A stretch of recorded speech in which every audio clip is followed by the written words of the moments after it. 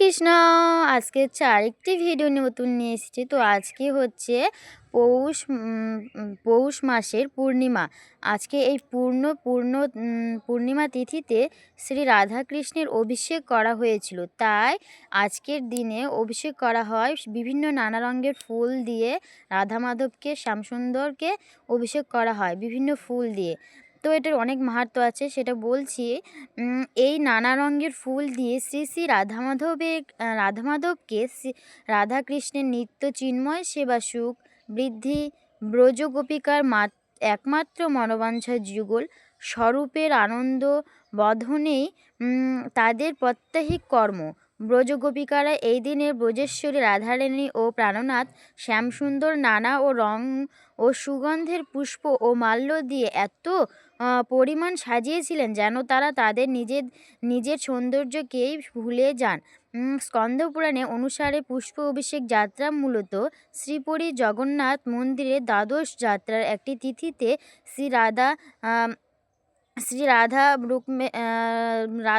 শ্রী দারু ব্রহ্মের বিজয় বিগ্রহ ও মদনমোহন বিশেষ আনন্দকে কেন্দ্র করে অভিষেক শ্রী শ্রী রাধা মাধবের এই দিনে পুষ্প শৃঙ্গার হয়ে থাকে। কৃষ্ণ যখন কোনো অসুরকে নিধন করতেন তখন কৃষ্ণের বন্ধুরা পুষ্প বৃষ্টি করতেন ও তাকে স্বাগত জানাতেন। আর গোপীগণ রাসলীলার পুষ্পবৃষ্টি করে শ্রী শ্রী রাধা মাধবের রাধা শ্যামসুন্দর ও নিধন বন্ধন করতেন। এই পুষ্প অভিষেকের মাহাত্ম্য অনেক। আর যে হচ্ছে অনেক স্কন্দপুরাণে শ্রী হরিভক্তি বিলাস কথা থেকে অনেক কিছুই জানা যায়। তবুও আমি এইটুকটাই বললাম। তো অনেক কিছু আরও মাহাত্ম্য আছে, আমি অত বলছি না। যাই হোক, তো এই ফুলে আজকে পুষ্টি করাতে পুষ্পবর্ষণ রাধা মাধবকে করানো হলে পারে অনেক রাধারানীরা খুব খুশি থাকে। দেখলে বুঝতে পারবে, যখন এটা দিলে বলা হয় যে হাসি মুখে তারা খুব তখন দেখা যায়, তাদেরকে হাসতে দেখা যায়। তো যাই হোক, ভক্তিভরে তোমরা সবাইকেই বলছি, তোমরা যারা এখনও দাওনি শুনলে এক্ষুনি দিয়ে দাও। যখন শুনবে তখনই হবে। যে বিভিন্ন ফুল না থাকলেও তোমার কাছে যেটুকু ফুল আছে সেটুকু দিয়ে রাধা মাধবের চরণে একটু ফুল দাও বা একটু ছিটিয়ে অভিষেকের মতো করো।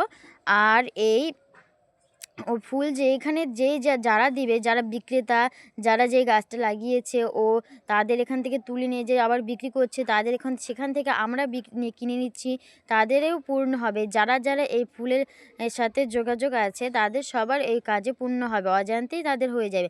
আর যারা জেনেই যাচ্ছ এই ভিডিওটার মাধ্যমে, তারা অবশ্যই সেই পুষ্প এটা করবে। হরে কৃষ্ণ। তো তোমরা সবাই করবে কিন্তু এটা অবশ্যই।